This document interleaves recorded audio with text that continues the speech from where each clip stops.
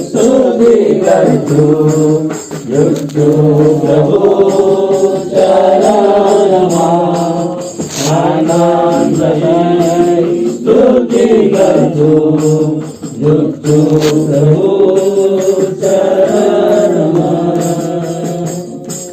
सारे जंगल को काटो यात्रा आकाश को सारे बचो सारे जंगल को काटो यात्रा आकाश को सारे बचो सारे उड़ान मारू भूमि मीरा नदीरा प्रभु चाहे उड़ान मारू भूमि मीरा नदीरा प्रभु आनंद है स्तुति करजो झुकजो प्रभु चरणमा आनंद है स्तुति करजो झुकजो प्रभु चरणमा। हम लोग बाइबल उठा करके बाइबल पढ़ो। सबसे विधवा है लाठी विधवा है, ध्यान दीजिए। बाइबल पढ़ो उसे मानो आज्ञा मानते हुए बढ़ते तुम जाओ। बाइबल पढ़ो उसे मानो आज्ञा मानते हुए बढ़ते तुम जाओ। जीवन में बातें दिखाती है बचने का मार्ग सिखाती है। जो माने वो मानो बच जाता है। जीवन का आनंद वो पाता है। बाइबल पढ़ो उसे मानो आज्ञा मानते हुए बढ़ते तुम जाओ। बाइबल पढ़ो उसे मानो आज्ञा मानते हुए बढ़ते तुम जाओ। बाइबल पढ़ो करो दुआ करो दुआ करो दुआ। बाइबल पढ़ो करो दुआ कि तुम बढ़ते जाओ। तुम बढ़ते जाओ, तुम बढ़ते जाओ। बाइबल पढ़ो करो दुआ कि तुम बढ़ते जाओ। ध्यान दीजिएगा, जिसका मोबाइल है बाइबल पढ़ लीजिएगा, जिसका न हो। दूसरा बात है, कोई उठ कर तो मत जाए तो आपकी याद रखो। को वचन है, हमें बड़ी भय के साथ सुनना है, आशीष पाना।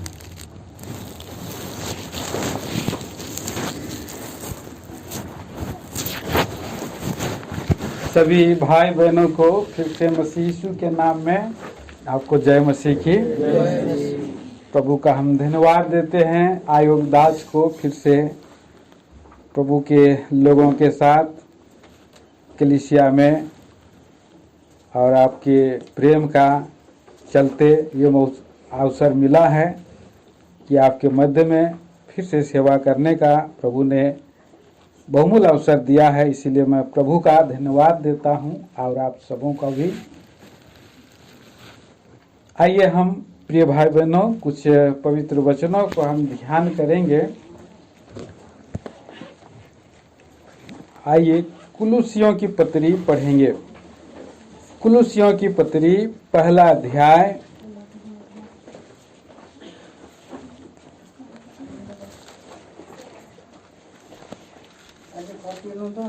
कुलुसी पहला अध्याय का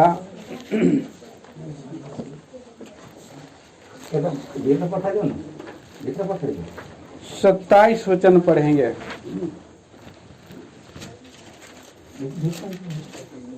आराम से बसो।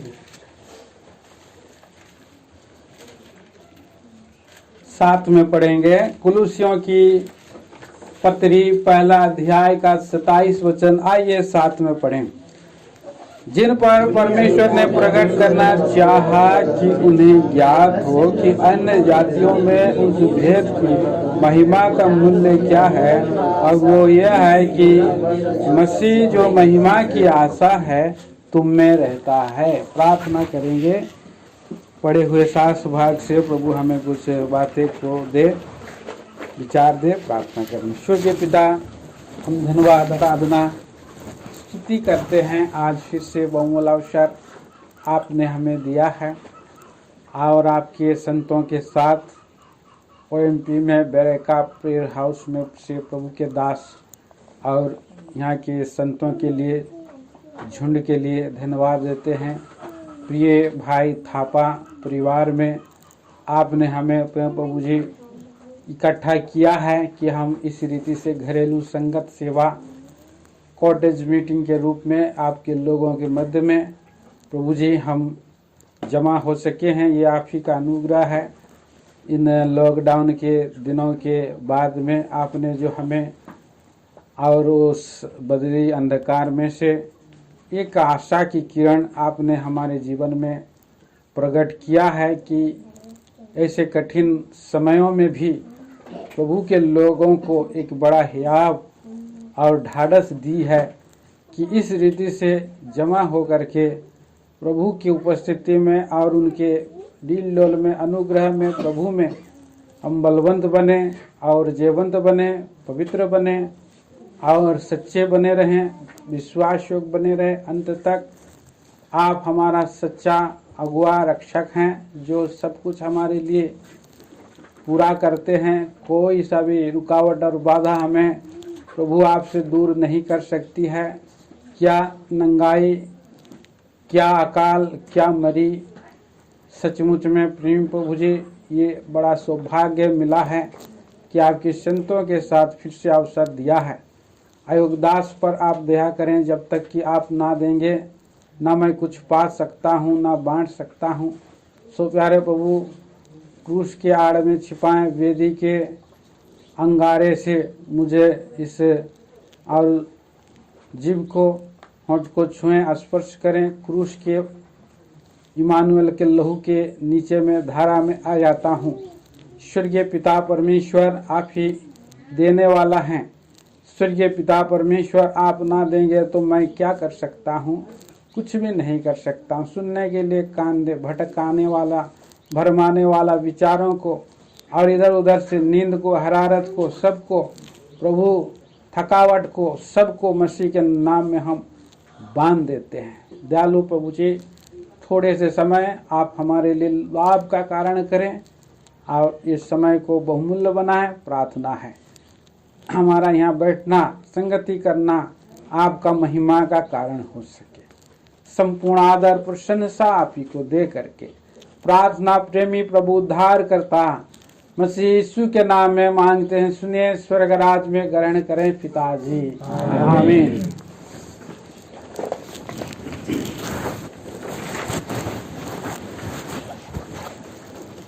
सचमुच में ऐसा जब समय हमें प्रभु देते हैं तो हमारे लिए बहुत ही आनंददायक ये समय बहुत दिनों के बाद मिल रहा है। आज के विशेष दिन में हमारे प्रिय भाई तेज बहादुर जी, उनकी अगुवाई से प्रभु ने फिर से हमें अगुआ यहाँ पर सुंदर समय दिया और मुझे भी मौका मिला, इसके लिए मैं बहुत धन्यवाद देता हूँ। प्रिय भाई बहनों, फिर से हम ध्यान करेंगे इस बात को। आप लोग काफी मंडली में ध्यान करे होंगे, फिर भी जब कभी भी हम इन वचनों को ध्यान करते हैं तो प्रभु हमें नया रीति से बात करते हैं। इस विषय विचार को जो नया नहीं है, पर प्रभु में हर दिन जब भी हम पढ़ते हैं नया प्रभु बातें करता है। 27 पद में यहाँ पर हमने पढ़ा है, कुलुसियों के पत्री पहला अध्याय का 27 पद में, जिन पर परमेश्वर ने प्रकट करना चाहा कि उन्हें ज्ञात हो कि अन्य जातियों में उस भेद की महिमा का मूल्य क्या है, और वो है यह है कि मसीह जो महिमा की आशा है तुम में रहता है। तो हमारा प्रभु यीशु मसीह को हम महिमा की आशा कह सकते हैं। यीशु हमारा आशा है। अब कैसा आशा है? महिमा की आशा है। ये साधारण आशा नहीं है, महिमा की आशा है। और ये सबको नहीं मिला है। और हम में से यहाँ पर जितने बैठे हैं, हम लोगों को ये धन्यता मिला है कि उस महिमा की आशा के ऊपर में हम भरोसा रखें, विश्वास करें और उसी आशा की में हम जिए, उसी आशा में हम जिए और उसी आशा की हम बाट जोते रहें, उसी आशा में हम दुख उठाते रहें, उसी आशा में हम घमंड करें, उसी आशा में हम धीरज धरें। और ये आशा हमें मिला है। प्रियो, कितना ये बहुमूल्य बात है, सुंदर बात है। जिन पर परमेश्वर ने प्रकट करना चाहा कि उन्हें ज्ञात हो, तो ये ज्ञात हमें जो है कि ज्ञान मिला है, हमको ये प्रकट मिला है। पर दूसरे लोगों के लिए ये गुप्त है, ये दूसरे लोगों के लिए एक भेद है और ये समयों और पीढ़ियों से भेद है। यीशु मसीह के बारे में आज हम देखते हैं कि इस पृथ्वी पर 700 करोड़ लोग हैं। 700 करोड़ लोग में से बहुत लोगों को ये आशा नहीं है। दुनिया में, वर्ल्ड में सबसे ज्यादा संख्या मसीह क्रिश्चियन लोगों का है, हाँ? सबसे ज्यादा संख्या जो है क्रिश्चियन लोगों का है। सेकंड में मुसलमान है, फिर हिंदू है, फिर सिख है और सब है, बाकी लोग बहुत सा धर्म के लोग हैं। पर जो मसीह की जो महिमा की आशा है, ये सबसे ज्यादा क्रिश्चियन होने पर भी उन लोगों को भी नहीं है। पीढ़ी पीढ़ी से चला आ रहा है कि कौन, मेरा दादा पहले क्रिश्चियन था इसलिए मैं भी क्रिश्चियन हूँ। रिचुअल और रीति रिवाज और विधि विधान के अनुसार लोग आज जो है दुनिया में 25 दिसंबर मना रहे हैं। 25 दिसंबर आता है, घर सजाते हैं, घर घर में पूरा साफ सफाई करते हैं, लड्डू बांटते हैं, खुशियां बांटते हैं। फिर क्यों बांटते हैं पूछने से पता नहीं है ना। फिर हमारा बाप दादा लोग मानते आ रहे हैं, इसीलिए भी हम लोग मानते आ रहे हैं। और कहीं कहीं पर नया नया गाना बनाते हैं, जिंगल बेल बनाते हैं, है ना, बच्चे लोगों को। तो नया प्रकार का प्रोग्राम करते रहते हैं हम लोग इस संसार। यहाँ पर अभी आशा जिनके पास नहीं है, अभी हमारा झारसुगुड़ा में अभी कलेक्टर ने 31 तक क्या कर दिया, थोड़ा बैन कर दिया अभी। कि मुझे कोई SMS आया कि अभी फलाना से फलाना दिन तक रिलीजियस एक्टिविटीज नहीं होना चाहिए बोल के कलेक्टर ने लिख दिया कुछ। फिर हमारा प्रभु का अनुग्रह हुआ जो हम लोग फिर यहाँ बैठे हैं। हमको आशा है ना, हम परमेश्वर की आशा पर घमंड करते हैं, भरोसा रखते हैं, इसलिए हम लोग आज यहाँ पर आ गए, बैठ गए। आज देखिए इंग्लैंड देश है, इंग्लैंड में भी ये अभी त्योहार चल रहा है क्रिसमस का बोल करके, वहाँ भी लॉकडाउन कर दिया और ये सब जमा नहीं होना बोल करके चर्चेस को बंद कर दिया है। तो बहुत सा जगह में बंद हो गया, क्योंकि है तो क्रिश्चियन कंट्री है, लेकिन क्या है वहां पर आशा नहीं है, आशा का अभाव है, आशा का घटी है, विश्वास कम है। इसके लिए आज अन्य जातियों पर क्या है, भेद प्रकट नहीं हुआ। 26 पद में लिखा है, पढ़ दीजिएगा 26 पद मेरे लिए पढ़िए थोड़ा।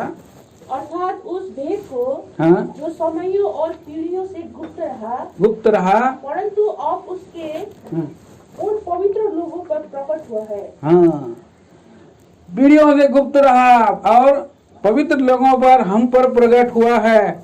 क्योंकि आगे जिस पर हाँ। परमेश्वर ने प्रकट करना चाहा कि उन्हें ज्ञात हो कि अन्य जातियों ने उस भेद की महिमा का मूल्य क्या है, और वो यह है कि मसीह जो महिमा की आशा है तुम में रहता है। मसीह महिमा की आशा हमारे अंदर में, हम में रह रहा है, रहता है। और परमेश्वर को ये अच्छा लगा, परमेश्वर ने चाहा प्रकट करे, वो आशा हमारे अंदर में आए, जीवन की आशा हमारे अंदर में आए, ये आशा परमेश्वर ने प्रकट किया। कितना सुंदर बात है। इस संसार की जो वस्तुएं हैं हम देखते हैं और उसको हम प्राप्त कर लेते हैं। जो वस्तुएं देखी हुई है उनको अगर हम देख करके आशा रखते हैं तो वो कोई बड़ी आशा नहीं है।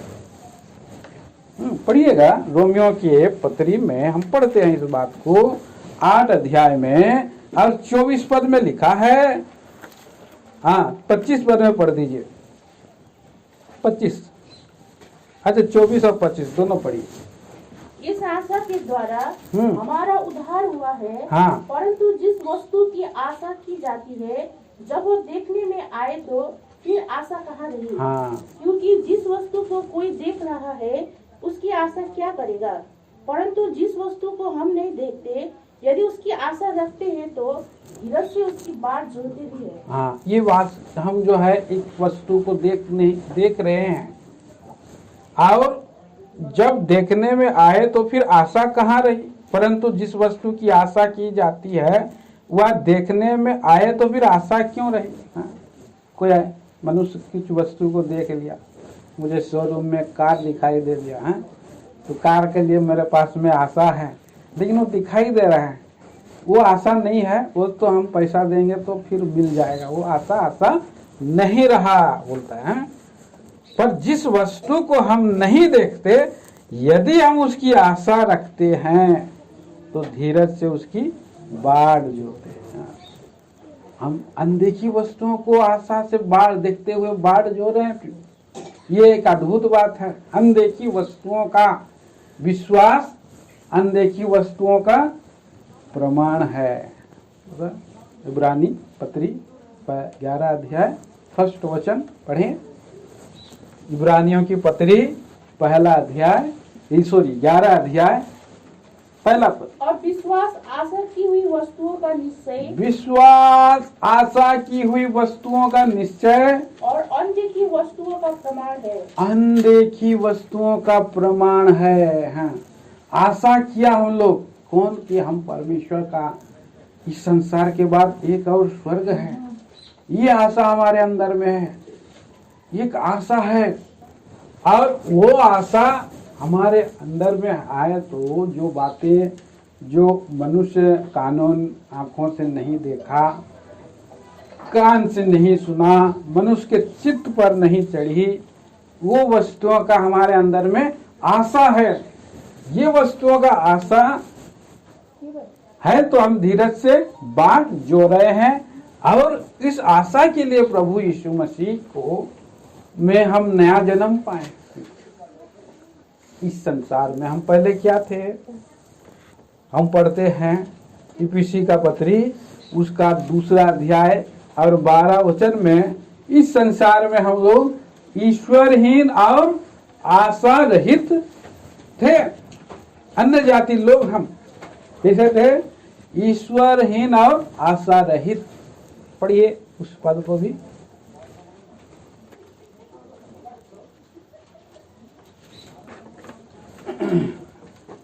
कोई पढ़िए।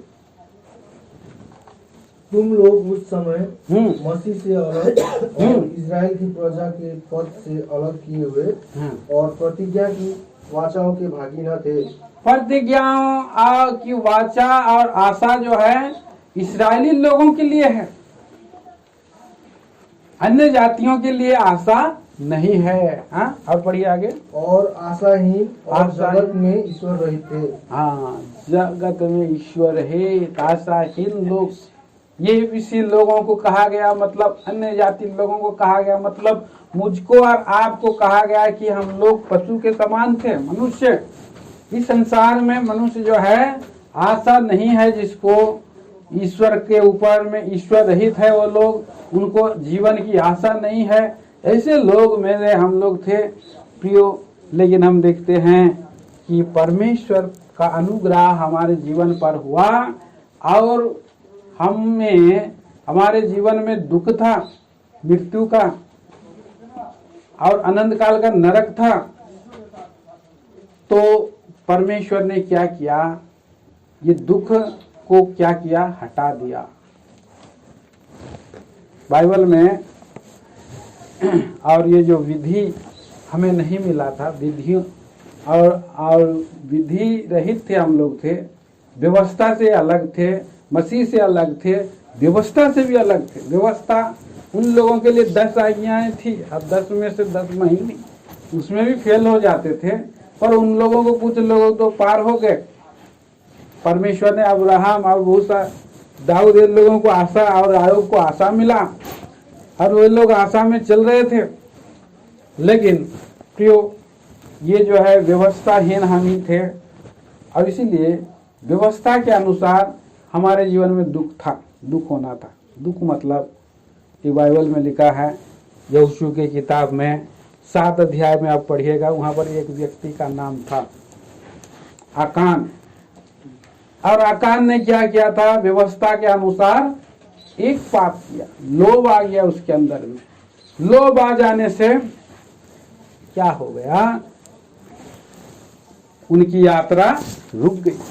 उन्होंने चोरी कर लिया, सिनार देश का ओढ़ना चुरा लिया, सोने की ईंट चुरा लिया, चांदी चुरा लिया और उसके बाद उनके जीवन में इस्राएली लोग हारते चले गए, फेलियर होते चले गए। एक परमेश्वर का व्यवस्था का उसने उल्लंघन किया था और फिर छोटा सा नगर में वो लोग हार गए, ये नगर में हार गए, यात्रा रुक गई। यहोशू रोने लगा, क्या हो गया कि हम लोग हार जा रहे हैं, बड़े बड़े राजाओं को जीत लिया लेकिन छोटा सा नगर से कैसे हार गए।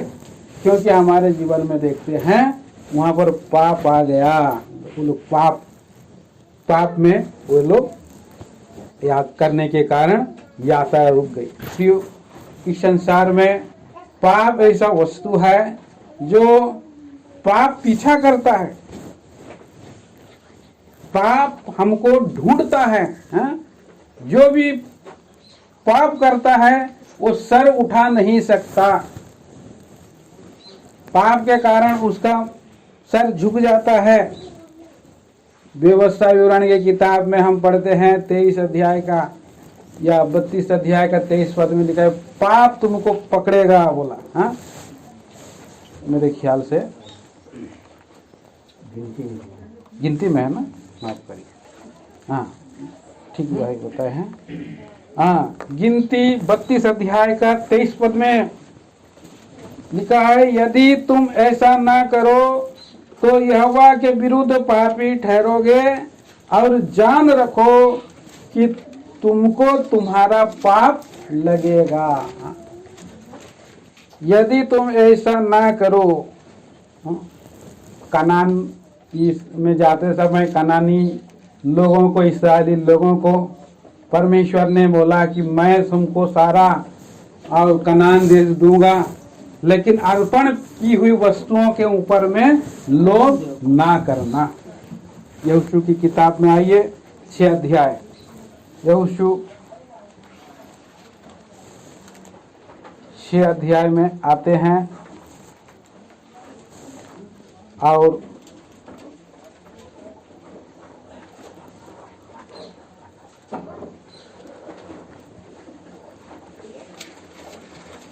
पढ़ दीजिएगा 17 वचन से पढ़िएगा, 6 का 17 वचन से, यहोशू 6 का 17 से। और नगर और जो कुछ उसमें है यहोवा के लिए अर्पण की वस्तु ठहरेगी। हाँ। केवल राहाब वेश्या और जितने उसके घर में हो वे जीवित छोड़े जाएंगे, क्योंकि उसने हमारे भेजे हुए दूतों को छिपा रखा था। आगे। हाँ। और तुम अर्पण की हुई वस्तुओं से सावधानी से अपने आप को अलग रखो, अलग रखो। ऐसा न हो कि अर्पण की वस्तु भराकर बाद में उसी अर्पण की वस्तु में से कुछ ले लो। हाँ। और इस प्रकार इजरायली छावनी को भ्रष्ट करके उसे कष्ट में डाल दो। हाँ। सब चांदी सोना और जो पात्र पीतल और लोहे के हैं वे यहोवा के लिए पवित्र है और उसके भंडार में रखे जाए। यहाँ पर देखिए, बस यहाँ पर ये घटना एरियो को जीतने के समय में परमेश्वर ने बोला कि एरियो को मैं मांग रहा है, आपको मैं पूरा दे देता हूँ। तो परमेश्वर हम लोगों को जब प्रार्थना करते हैं कि प्रभु हम जय पाना चाहते हैं, यहाँ पर अन्य जातियों के बीच में हम लोग चल रहे हैं, प्रभु से हम मांगते हैं, प्रभु मुझे जाति जाति में क्या कर देता है, जाति जाति को दे देता है, राज राज के लोगों को दे देता है, मुझसे मांग मैं दे दूंगा। तो एरियो को उन्होंने और जीत लिया। लेकिन एरियो का जो वस्तुएं हैं, सोना है, चांदी है, मनुष्य है, बकरी है, सब जो है अशुद्ध है। इसलिए जो अशुद्ध है उस सबको अर्पण कर देते हैं, जला देते हैं या मार डालते हैं या पानी में डुबा देते हैं।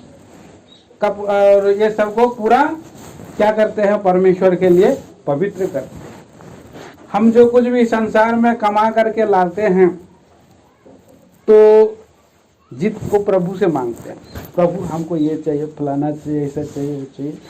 और हम लोग कई बार क्या करते हैं, हम अर्पण नहीं करते हैं, प्रभु के सामने में नहीं रखते, प्रभु का घर में हम नहीं दे देते। जो कुछ भी हम करते हैं प्रभु के लिए हमको पहले अर्पण करना है, वेदी के पास आना है, वेदी में लेकर के उसको रख देना है, अर्पण करना है और प्रभु का पहले दे देना है, तो है अर्पण हो जाता है, शुद्ध हो जाता है। इसलिए हर चीज में हम प्रभु के और अर्पण करना चाहिए, देना चाहिए। अगर हम प्रभु से छुपा करके बिना अर्पण किए हुए कुछ वस्तु को ले लेते हैं तो क्या हो जाता है, हम लोग पापी हो जाते हैं। एरियो के समान, आकान के समान सोना को उसने निकाल लिया, सिनार देश का सुंदर ओढ़ना देखा उसने रख लिया, पूजा वाला चीज होगा ओढ़ना और उसने रख लिया, और इस तरह से वो भी खुद अर्पण की हुई वस्तु बन गया। यात्रा रुक गई। पर बाद में यहोशू जब रोया तो पता चला कि फलाना पाप हुआ है, यहाँ पर कुछ लोभ आया है, कुछ अपराध आया है। हाँ, इसीलिए हमें जो है कि यात्रा रुक गई है, हार गए हैं। फिर पता लगाया गया, आकान मिला, तो आकान को क्या कर दिया लोगों ने, और एक एक का परमेश्वर ने परमेश्वर के सामने में उन्होंने चिट्ठी डाला, तो घर घर के अनुसार नाम निकला। और उसके बाद लास्ट में आकान को पास जो है क्या हो गया, चिट्ठी उसके नाम पर निकला। पढ़ दीजिए 18 पद से, यहोशू 7 अध्याय का 18 वचन। तब उसने उसके घराने के एक एक पुरुष को समीप खड़ा किया और यहूदा गोत्र का आकान जो जेरे वंशी जब्दी का पोता और कर्मी का पुत्र था पकड़ा गया। आगे तब यहोशू आकान से कहने लगा, हे मेरे बेटे, इस्राएल के परमेश्वर यहोवा का आदर कर और उसके आगे अंगीकार कर और जो कुछ तूने किया है वो मुझको बता दे और मुझसे कुछ मत छुपा।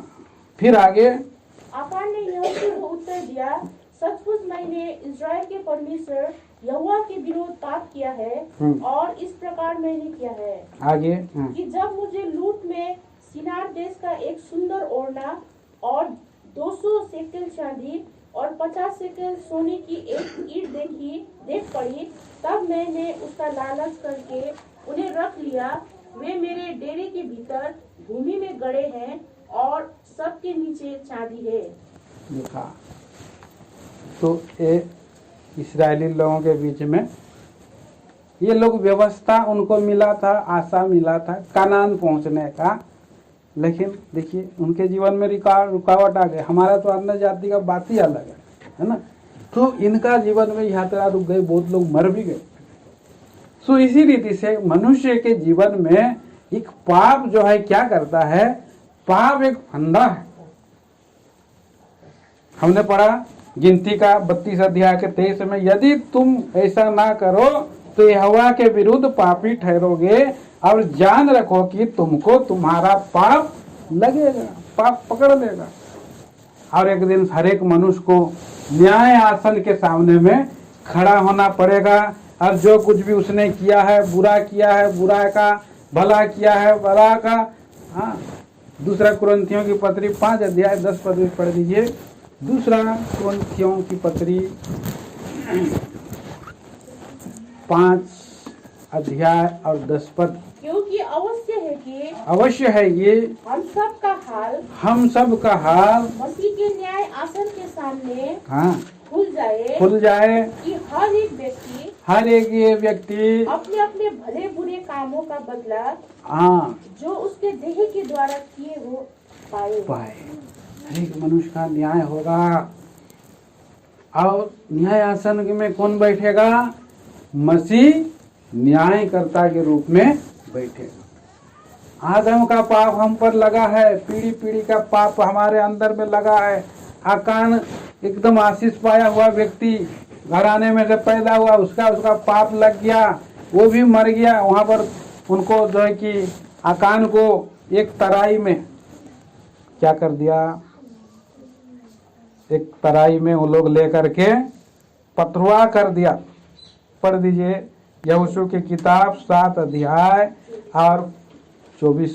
तब सब इस्राएलियों समेत यहोशू जेरेवंशी आकान को और उस चांदी और ओढ़ने और सोने की ईंट को और उसके बेटे बेटियों को और उसके बैलों गधों और भेड़ बकरियों को और उसके डेरे को अर्थात जो कुछ उसका था उन सब को आकोर नामक तराई में ले गया। आकोर नामक तराई में ले गया और क्या किया? तब यहोशू ने उससे कहा, तूने हमें क्यों कष्ट दिया है? जी, आज के दिन यहोवा तुझी को कष्ट देगा। तब सब इस्राएलियों ने उस पर पथवा किया और उनको आग में डालकर जलाया और उसके ऊपर पत्थर डाल दिए। आगे भी 26 और तक। उन्होंने उसके ऊपर पत्थरों का बड़ा ढेर लगा दिया जो आज तक बना है। तब यहोवा का भड़का हुआ कोप शांत हो गया। इस कारण उस स्थान का नाम आज तक आकोर तराई पड़ा है। आकोर की तराई। आकोर मतलब दुख की तराई। दुख की तराई में वहां पर दुख हो गया बहुत बड़ा। आकान मर गया, आकान को दंड आकान को मिला। तो पियो उसने एक क्या किया, छोटा पाप किया, लालच किया।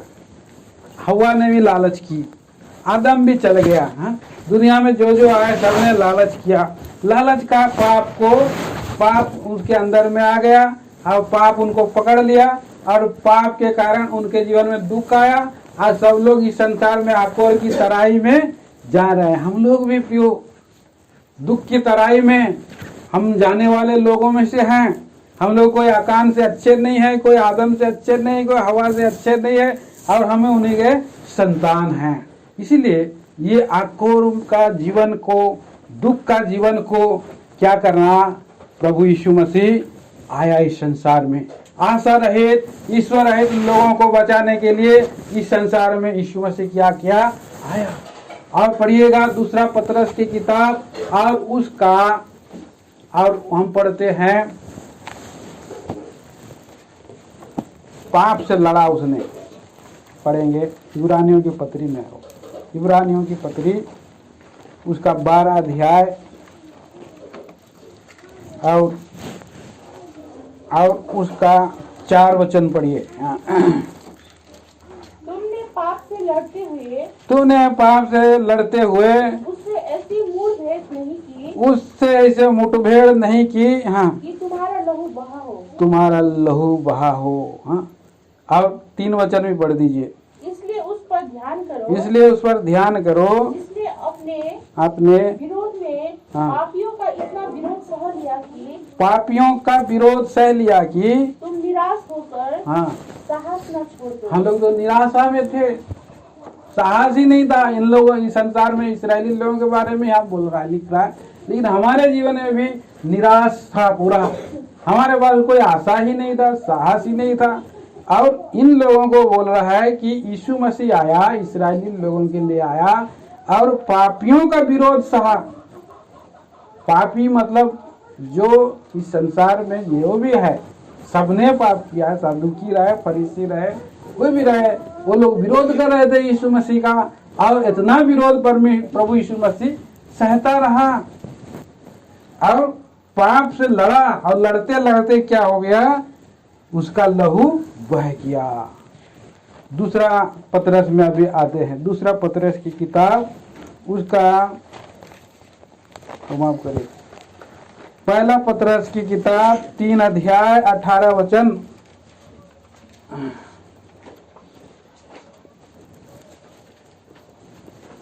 पढ़िएगा। क्योंकि इसलिए कि मसीह ने भी अर्थात अधर्मियों के लिए, हाँ हम जैसे अधर्मियों के लिए, आगे धर्मी ने पापों के कारण हाँ। एक बार दुख उठाया ताकि हमें परमेश्वर के पास पहुंचाए। हाँ वो शरीर के भाव से तो घात किया गया हाँ और आत्मा के भाव से जिलाया गया। हाँ 19वीं। उसने जाकर कैदी आत्माओं को भी प्रचार किया। देखिए प्रभु यीशु मसीह आकर के धर्मी ने अधर्मियों का हाँ, पाप को उठाया। पापों के कारण एक बार हम सभी थे, कैदी आत्मा थे, पाप में बंधे हुए थे, अकोर की तराई हमारे जीवन में था, लेकिन यीशु मसीह ने क्या कर दिया, आया और अकोर की तराई को बना दिया आशा का द्वार। पढ़िए होशे नबी 2 अध्याय 14 वचन, हाँ 15 वचन पढ़िए, 14 नहीं 15। होशे दूसरा अध्याय, दानियल के बाद है होशे। हाँ वही मैं उसको दाग की बारियां दूंगा, वही मैं उनको दाग की बारियां दूंगा, और आकोर की तराई को आशा का द्वार कर दूंगा। हाँ बस यहाँ आशा का द्वार हो गया। अभी दुख की तराई क्या बन गया, आशा का द्वार। यीशु मसीह आया, अपने ऊपर में सब कुछ ले लिया, हमारा पाप ले लिया, पाप हमको पकड़ लेता, लेकिन आप मेरे पापों के लिए पकड़वाया गया, और उसने पाप के साथ मुठभेड़ किया और पापियों का विरोध सह लिया मुझे अब आपको बचाने के लिए, और वो मर गया। अधर्मियों के लिए दुख उठाया, धर्मी ने दुख उठाया, और हमारे जीवन में एक द्वार खोल दिया। हम लोग जैसे बंद कमरे में थे, ये पृथ्वी क्या है, एक बंद कमरा है, और नीचे में अगर खोल दिया जाए तो नरक में हम लोग गिर जाते है कि नहीं। तो इसके लिए एक मार्ग प्रभु ने आया, निकाला, स्वर्ग का द्वार खोल दिया, और उसने बोला मैं द्वार हूँ, जो मेरे पीछे बोलेगा और वो अंदर जाएगा, बाहर आएगा, चारा पाएगा, और मार्ग और सत्य और जीवन मैं हूँ, मेरे बिना कोई स्वर्ग में पिता के पास पहुंच नहीं सकता है। वो हमारा ऐसा महिमा की आशा बन गया। यीशु मसीह आज हमारा महिमा की आशा है। और कितना सुंदर बात है, ये महिमा की आशा हमें मिला है। प्रिय भाई और बहनों, हमारे लिए एक बहुत बड़ा आशा है। आज संसार में लोग नहीं, बहुतों को नहीं मिला, थोड़े लोगों को मिला है, और इसी आशा में हमें उद्धार मिला है, और इसी आशा में हमें नया जन्म मिला। ये आशा कौन सा आशा है, जीवित आशा है। पढ़ लीजिए दूसरा पतरस पहला अध्याय का 3 पद, मेरे ख्याल से पहला पतरस होगा, पहला पतरस उसका पहला अध्याय 3 वचन।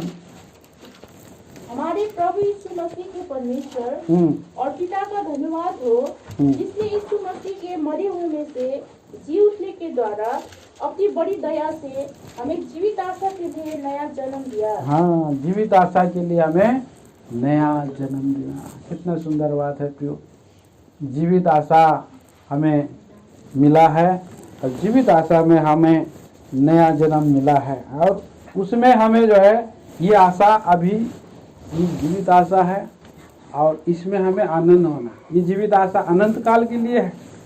दूसरा, आइए हम पढ़ते हैं और एक पद, दूसरा थिस्सलुनीकियों की पत्री और उसका दूसरा अध्याय 16 वचन। हमारा प्रभु यीशु मसीह आप ही और हमारा पिता परमेश्वर जिसने हमसे प्रेम रखा जी और अनुग्रह से अनंत शांति और उत्तम आशा दी है। हाँ, हमसे प्रेम करके उत्तम आशा दिया है। ये एक जीवित आशा के साथ साथ इस संसार का जो आशा है और सब आशाओं से ये उत्तम आशा है। आशा है लेकिन सबसे उत्तम आशा, और वो आशा हमें दिया है, प्रेम करके दिया है। और हम दिन प्रतिदिन के जीवन में उसी आशा में जब बने रहते हैं तो हमें क्या मिलता है? अनंत शांति मिलता है। लिखा है यहाँ पर, अनंत शांति हमको मिलते जाता है।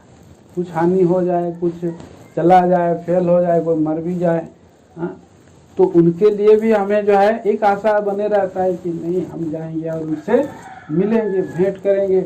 हमारा ये थोड़ा समय का दुख है, एक अनंत शांति हमें अंदर में रहता है। प्रभु ने हमें अनंत शांति दे दिया है। तुम्हारा मन व्याकुल ना हो, ना डरे, कहता है। मैं तुमको अपनी शांति देता हूँ, जैसा संसार देता है वैसा मैं नहीं देता हूँ। तुम्हारा मन ना घबराए, ना डरे, तो वो शांति हमारे अंदर में आ जाती है। तो ये कितना सुंदर जो है कि उसी आशा में हमें अनंत शांति मिला है और रोज ब रोज हमको अगुवाई करते जाता है अनुग्रह से। यहाँ पर लिखा है कि अनुग्रह से अनंत शांति और उत्तम आशा दिया है। कितना सुंदर बात है।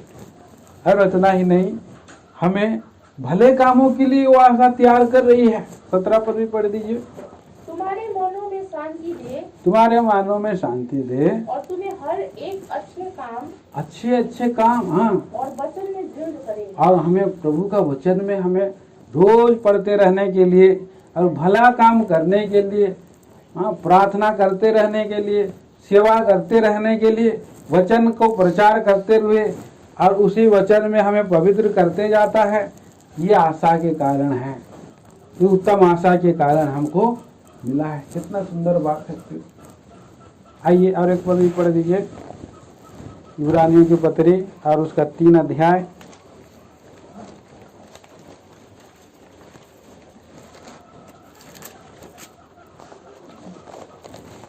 तीन अध्याय का 6 वचन पढ़िए, 6 वचन। परंतु मसीह पुत्र के समान परमेश्वर का घर का अधिकारी है जी, और उसका घर हम है। हाँ। यदि हम साहस पर और अपनी आशा के घमंड पर अंत तक दृढ़ता में स्थिर रहे। हाँ हाँ प्रियो, यहाँ पर देखते हैं कि हम परमेश्वर के घर हैं। ये आशा जब हमें आ जाता है और हम यीशु मसीह पर विश्वास करते हैं तो हम भी परमेश्वर का आत्मा हमारे अंदर में आ जाता है और परमेश्वर का हम मंदिर बन जाते हैं, वो परमेश्वर का हम घर बन जाते हैं। और उस घर का अधिकारी कौन है? यीशु मसीह है। और अधिकारी है मतलब आपको दुनिया के लोग जब अधिकारी आप ड्यूटी में नहीं जाते तो कितना आपको बोलते हैं, है कि नहीं? आप क्यों नहीं आया, हिसाब बताओ, कहाँ कहाँ गया था। तो आपका घर में भी आप जब रहते हैं तो ड्यूटी से बाहर से जब पति आता है तो पत्नी को पूछती, भाई क्या क्या लाए, क्या क्या किए, कितना खर्चा किए, हिसाब किताब बताओ। हाँ, तो सब बताया जाता है। पूरा अधिकार से बोलता है कि उधर नहीं जाना, इधर नहीं जाना, है ना। ये सब बहुत सा अधिकार जो है कि जताया जाता है। प्रभु यीशु मसीह हमें जो है बड़े प्रेम से अपने ऊपर वो अधिकार करता है, जबरदस्ती नहीं करता। हम कई बार उसको शोकित कर देते हैं, लेकिन वो हमारे जीवन में और इतना और हमको सकेती से नहीं रखता है, दबा कर नहीं रखता है। हम लोग तो कई बार इधर उधर भाग जाते हैं, उसकी बात को हम नहीं मानते हैं, उसी जान जाते हैं, पर वो कितना प्रेमी अधिकारी है हमारा। वो अधिकार इतना नहीं जताता है। देखिए दूसरा पतरस की किताब, उसका पहला पतरस 5 अध्याय में हम देखते हैं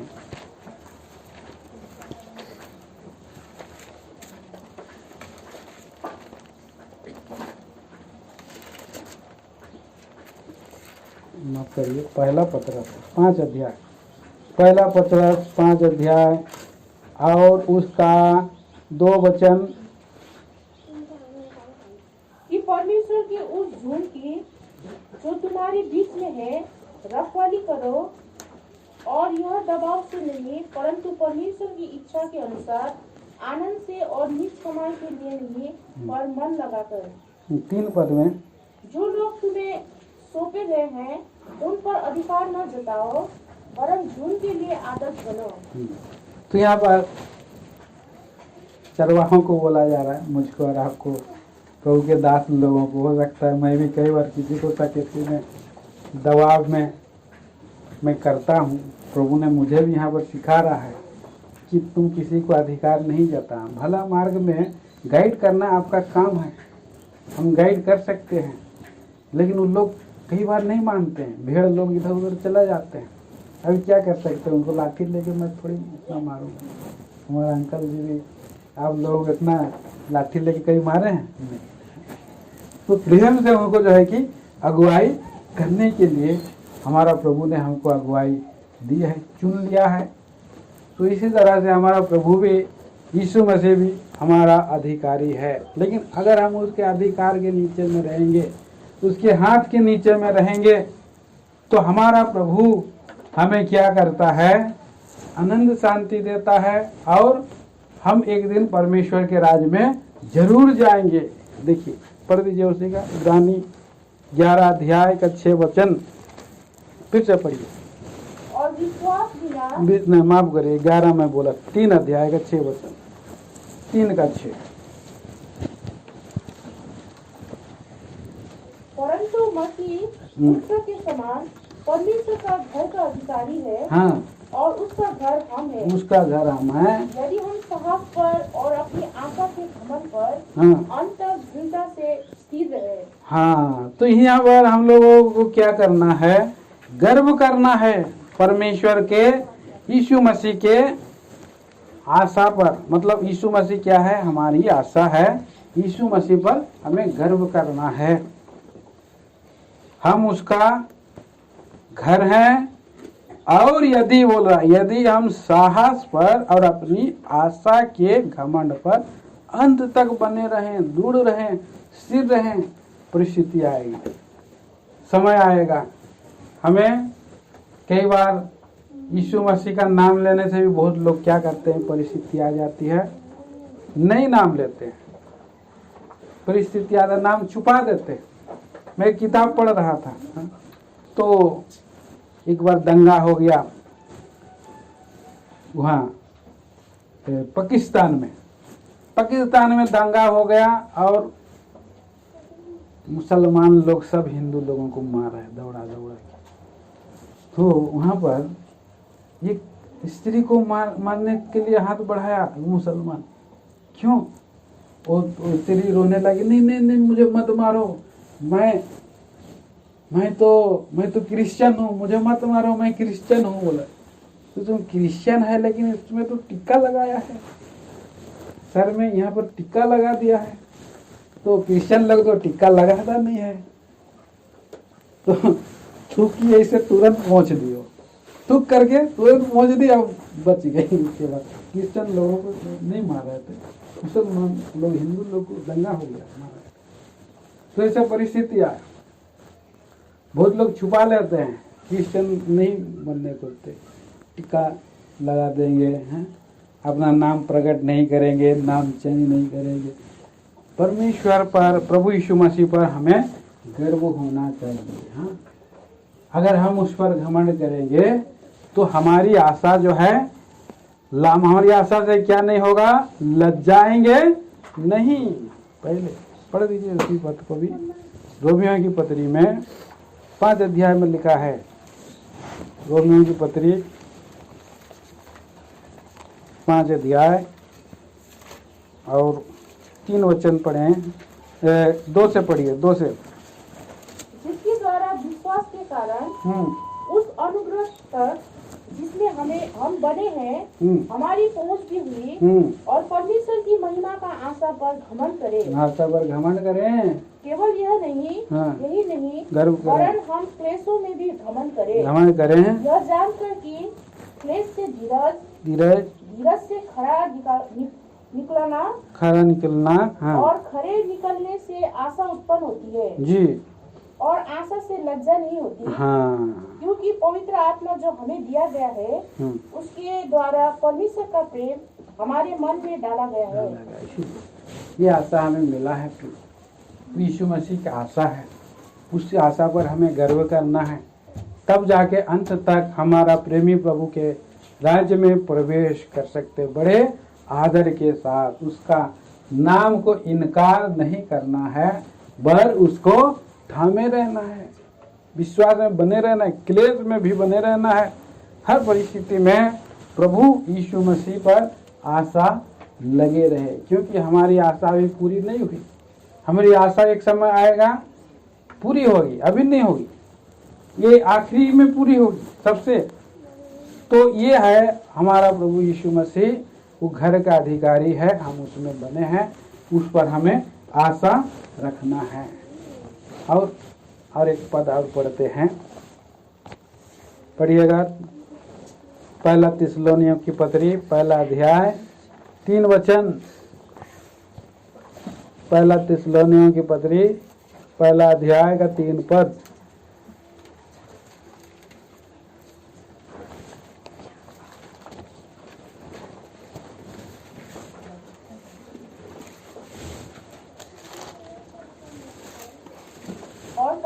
और अपने परमेश्वर और पिता के सामने तुम्हारे विश्वास के काम और प्रेम का परिश्रम और हमारे प्रभु यीशु मसीह में आशा की दृढ़ता को लगातार स्मरण करते हैं। हाँ, ये आशा की दृढ़ता है, वो आशा की घमंड है और ये आशा की दृढ़ता है। तो यीशु मसीह पर जब हम विश्वास करते हैं और उसकी प्रतिज्ञाओं की बाट जोते हैं तो हम आशा लगाए रहते हैं, और आशा में हम चलते रहते हैं। तो हमें दुख परिस्थिति आता है, परीक्षा परिस्थिति आती है, तो तब उस परिस्थिति में क्या करना है? आशा की दृढ़ता में रहना, माने धीरज धरे रहना है, धीरज धरे रहना है। धीरज धरे रहेंगे तो हम फेल नहीं हो सकते। आशा की दृढ़ता। तो एक उदाहरण में एक कहानी प्रभु का दास ने बताए थे कि एक समय आया, एक तालाब था, तालाब कुंड, वहाँ बगुले आते थे मछली खाने के लिए बार बार। उसी कुंड में एक कछुआ भी था। अब ये मछली खाते बगुले, कछुआ भी उधर घूमते रहता। कछुआ भी तो ऐसे हिलका देता था पूरा, तो मछली इधर भाग भूग जाते थे, वो लोग खा जाते थे बगुले। तो दोस्ती हो गया, कछुआ और बगुले का दोस्ती हो गया। अभी धीरे धीरे दोस्ती बढ़ते गया, है ना, बढ़ते गया। कुछ दिन के बाद कछुआ उदास रहने लगा, तो बगुले आकर के पूछते थे, अरे दोस्त आप तो आजकल दुखी लग रहे हैं, दुखी दिखाई दे रहे, क्यों दुखी है? नहीं, मेरा बहुत परेशानी समस्या आप बताइए, परेशानी बताइए। मैं अब यहाँ पर ज़्यादा दिन तक नहीं रह सकता हूँ, नहीं सकूँगा, क्योंकि यह तो तालाब जो है कि सूखते जा रहा है, सूख रहा है। अभी पानी सूख जाएगा तो इधर कुछ मछुए आएंगे, मुझको पकड़ के ले जाएंगे, मुझे आग में डाल देंगे, खा जाएंगे। इसीलिए तो मैं बहुत चिंता में हूँ, पानी सूख रहा है। तो बगुले बोले, अच्छा ये आपका समस्या है, आपका समस्या को हम जरूर दूर करेंगे, आपको मरने नहीं देंगे, आपको ले जाएंगे दूसरा जगह, चिंता मत करो। तो कैसे ले जाएंगे बोले हैं? तो मैं तो उड़ने सकता नहीं हूँ, आप तो उड़ सकते हैं। तालाब से दूर बहुत बड़ा आगे समुंदर है, उसमें डाल देंगे तो कैसे जाए? तो उन्होंने बोले कि एक थोड़ा सा पतला वाला एक इन्होंने छड़ी लकड़ी जुगाड़ किया और वो दोनों मुंह से बगुले इधर उधर पकड़े, बीच में न वो पाँव में पकड़े बगुले, और ये मुंह में दबा के रखना, छोड़ना नहीं, पकड़े रहना और हम आपको उड़ा के ले जाएंगे। तो समय आया ऐसा किए, दोनों जुगाड़ किए उसका, और उसके बाद ऐसा प्रबंध करके उसको उठा के लेके जा रहे। और फिर समय तक वो पकड़े रहा, उड़ता रहा, और बहुत सा जगह पार करना पड़ रहा है, वो गांव पार करना पड़ा। बच्चे लोग चिल्ला रहे थे, अरे सफेद सफेद देखो, सुंदर सफेद दिखाई दे रहा है, कितना अच्छा। लेकिन ये जो एक बीच में है गोबर के समान काला काला क्या है? ये काला गोबर दिखाई दे रहा है, काला गोबर है बोल के वो लोग चिल्ला रहे। देखो देखो, दो फूल के बीच में गोबर है, दो फूल के बीच में गोबर है। वो तो उसको गुस्सा आ गया तो उसने जो है बोलने के लिए मुंह खोला, मैं गोबर नहीं हूँ, तो छूट गया बेचारा, गिरा, पकड़ के उसको डाल दिया। तो इससे हमें प्रभु का दास ये हमें सिखाया कि हमें कई लोग निंदा करेंगे, कई लोग जो है कि आपको परेशान करेंगे, धीरज धरे रहना, उलट के बात नहीं करना, तब एक दिन क्या होगा, आप उस जगह में पहुंच सकते हैं। तो ये है आशा की धीरज है, आशा की धीरज धरे वे आगे बढ़ते रहना है। तो प्रभु हमें आशा का धीरज भी दिया है, और इसमें हमें बने रहने के लिए हमें सिखलाता है। आगे और देखेंगे इब्रानियों की पत्री, और उसके इब्रानियों की पत्री हम पढ़ेंगे 6 अध्याय और 18 वचन से पढ़िए। इब्रानियों की पत्री 6 अध्याय का 18 पद। ताकि दो बेबदल बातों के द्वारा जिनके विषय में परमेश्वर का झूठा ठहरना अनहोना है जी, गिरजा से हमारा ढाढ़स बन जाए, जो शरण देने को इसलिए दौड़े हैं कि उस आशा को जो सामने रखी हुई है प्राप्त करें। वो आशा हमारे प्राण के लिए ऐसा लंगर है जो स्थिर और दृढ़ है और पर्दे के भीतर तक पहुंचता है। 22 पद भी पढ़िए, 20 जहाँ यीशु ने मलकीसिदक की रीति पर सदा काल का महायाजक बनकर हमारे लिए अगुआ के रूप में प्रवेश किया है। यहाँ एक ऐसी आशा के बारे में जिसकी आशा की अब्राहम बात जोता था, उदाहरण के रूप में दिया गया है।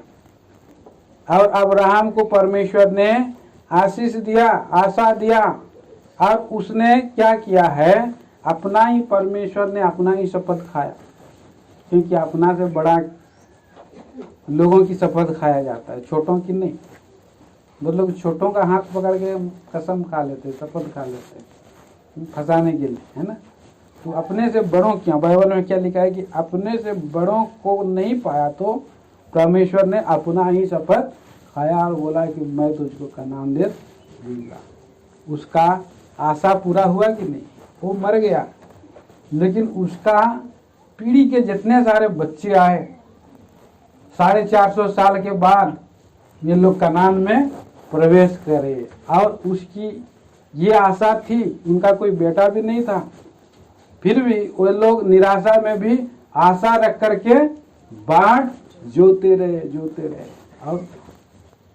और एक समय आया, उनको भी एक संतान मिल गया 25 साल के बाद।